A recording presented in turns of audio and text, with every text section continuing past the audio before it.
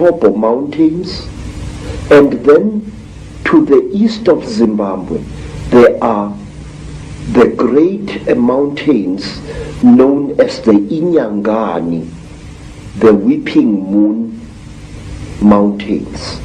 There, even now, people disappear without trace. Sometimes a person would disappear for several days and reappear a few days later, not knowing where he had been or where she had been. And white people have disappeared there. Black people in their thousands have disappeared there.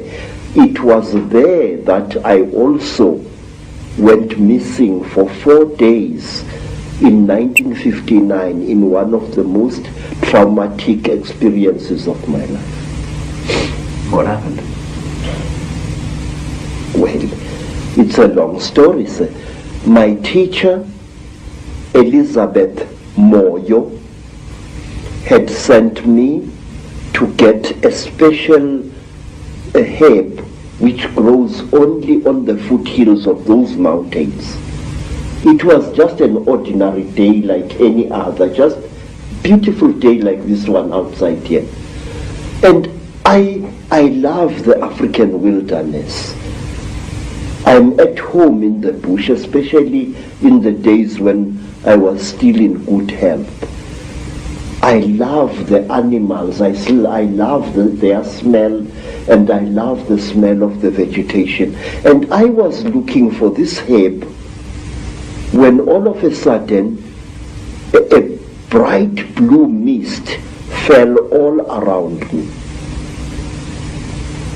It took me some time to react to this strange thing. It was a hot day, and all of a sudden the temperature around me dropped. It was as if I was on the slope of a very cold mountain, but it was a warm day. And then the next moment I was in what appeared to be a metal-lined tunnel, a curving tunnel, and I was lying on what looked like a workbench, a very large workbench of some kind, an iron table which an engineer or somebody working with metal would use for welding and cutting metal upon. But this workbench was very brightly polished, and there I was lying there with my trousers missing and only my khaki shirt, when I saw again through what appeared to be like blue mist a number of moving objects, which at first I thought were dolls. And these objects were moving towards me. I noticed with mild surprise that they were very thin, short, human-like creatures with very, very large melon-shaped heads. The creatures had no noses, as human beings have. They had only small little holes on either side of where the nose would be, and their mouths were like knife cuts at the bottom of their faces. And these creatures were coming towards me. In color, they were gray, like certain types of fish, and they wore silvery gray garments which reached up to their necks and up to their wrists. I couldn't see whether they were wearing boots or not at that time.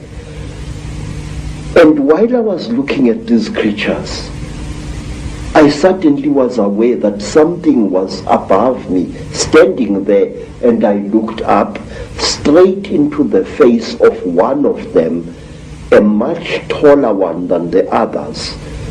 And this creature was wearing a garment like a tight-fitting overall without any buttons or anything, which reached up to its neck, but its wrists were bare.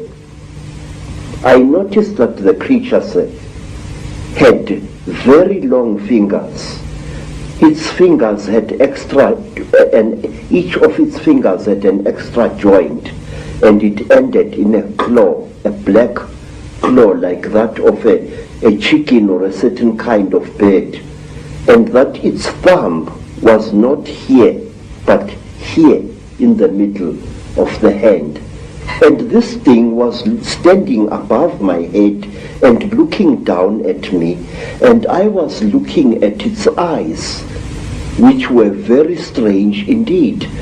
It was as if it was wearing plastic goggles over its eyes. I could see its eyes inside these tinted goggles, and it had holes on either side here, but it had no nose as I have.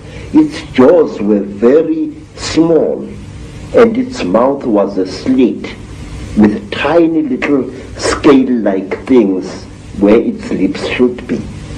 And the creature carried a horrible smell on it. I can't describe that smell. It was a metallic chemical smell which seemed to combine the smell you would smell when somebody is burning brass or copper and a very ugly chemical smell, these two smells combined. And this creature was looking down at me. I was frightened, but I could not move. And the next thing I knew was a terrible pain on my left thigh. It was as if somebody had just stabbed me right to the bone. I screamed and I tried to jump away, but my body was inactive. I could not move. I was not tied to any chain. I was not chained to the top of this table. There was no belt tying me, but I could not move my body. And when I looked down at what was happening, I found that one of the shorter creatures had driven something very painful into my left thigh.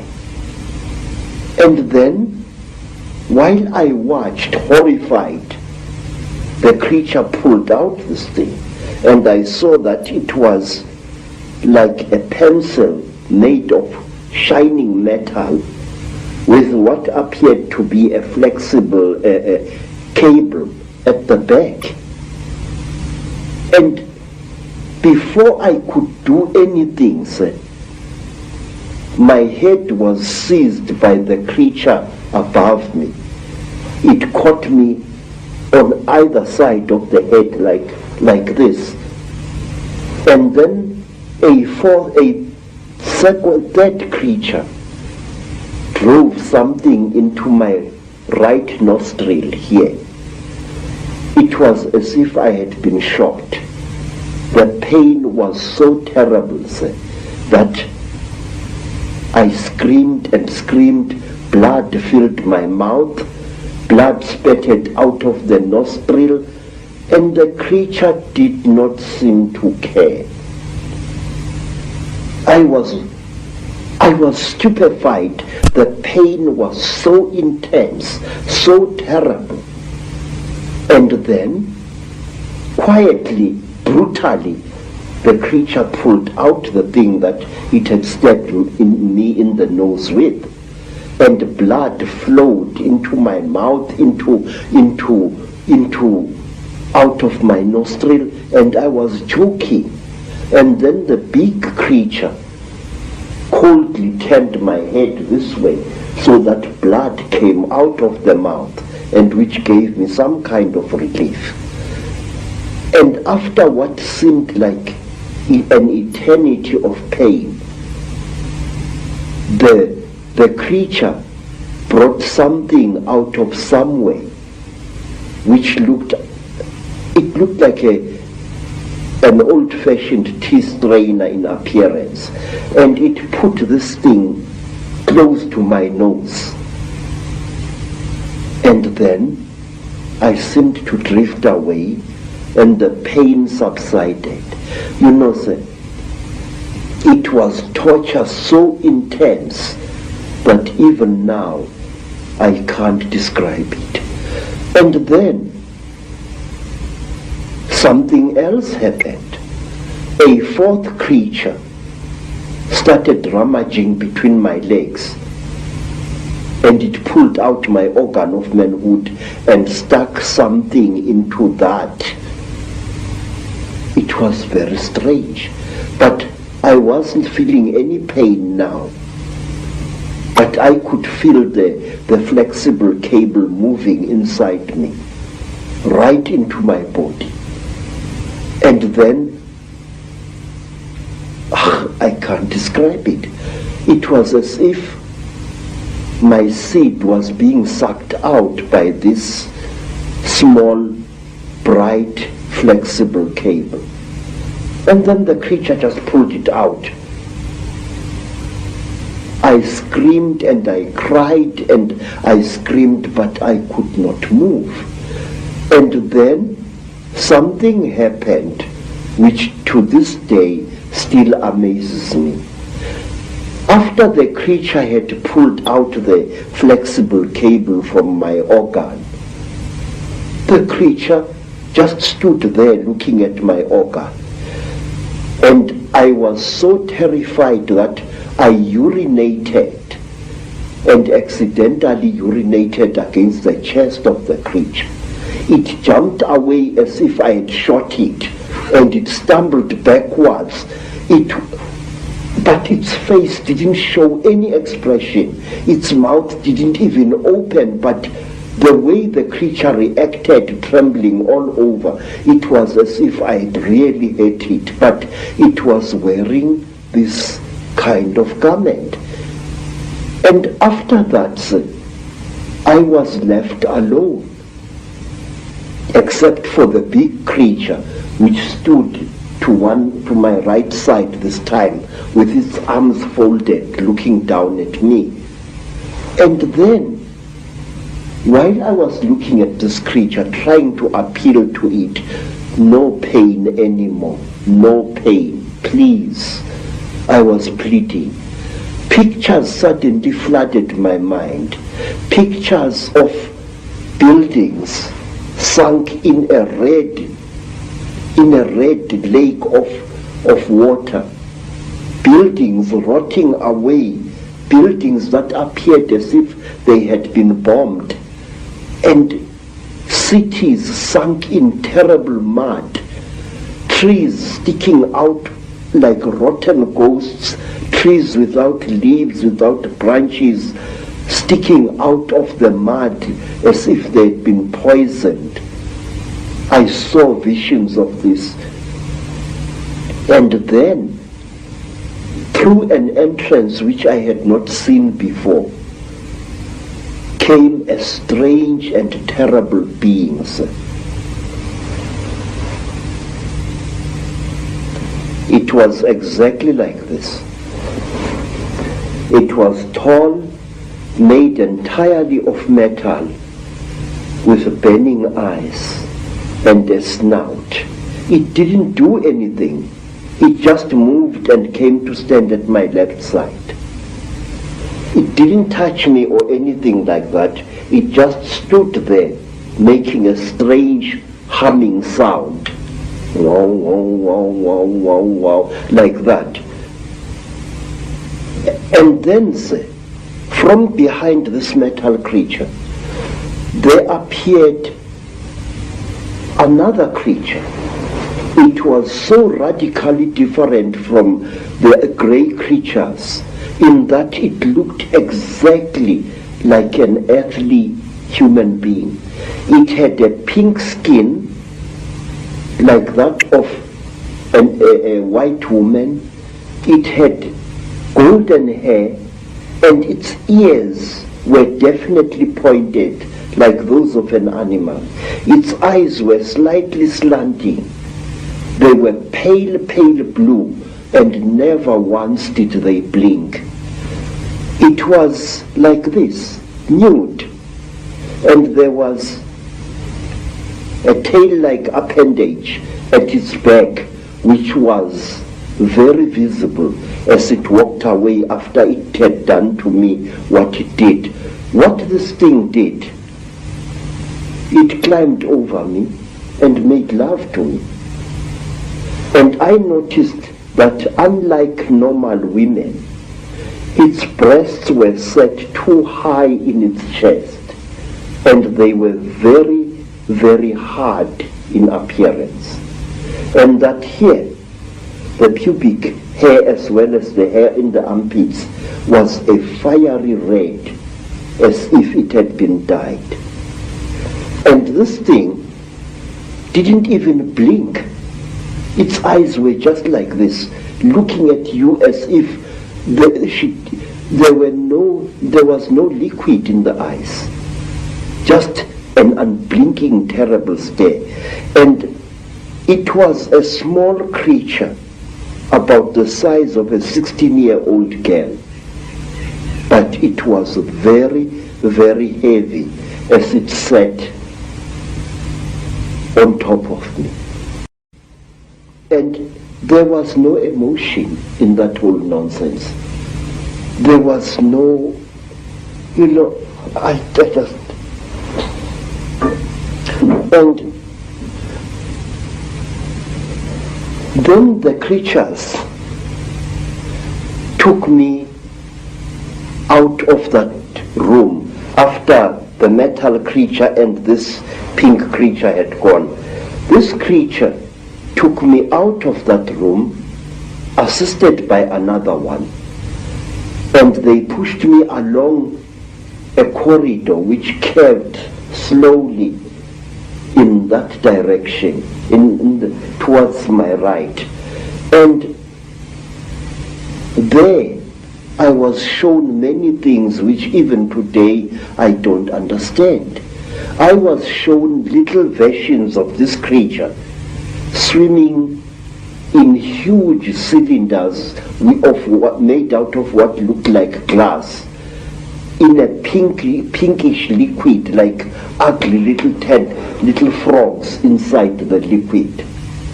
They looked like aborted human fetuses. They were very, very terrible and disgusting. And then we came to another room, and there I saw a number of people undergoing the same torture that I had undergone. One particular person whom I passed very close to was a white man, definitely a European, with a yellowish beard and moustache and long, straggly blood-crusted hair. This man looked into my eyes and I looked into his eyes, and we were so close we were as I went past him. Then, to cut a long story short, I found myself in the bush again. But I was wearing only my shirt. My boots were gone, and so was my trousers. So I took off my shirt and wore it around my waist as a loincloth. And I started traveling, not knowing really in which direction I was going. Then I came to a track, and I walked along that. And some time later I saw people coming towards me. It was a group of young men and young women, Mashona people, and they were going to a trading store, I later learned. I asked them where Elizabeth Moyo's homestead was, and they directed me to it. But they kept a safe distance away from me. And later I learned why. I was carrying a horrible non-human smell upon me. When at long last I came to Mrs. Moyo's village, all the dogs in that place went hysterical. They came at me in a pack wanting to tear me to pieces, and only the villagers managed to save my life there. Mrs. Simoyo asked me where I had been, and I said I did not know. And then she said, I know you had been taken by the little ones. I said, yes. I cannot understand. She said, you must not try to understand.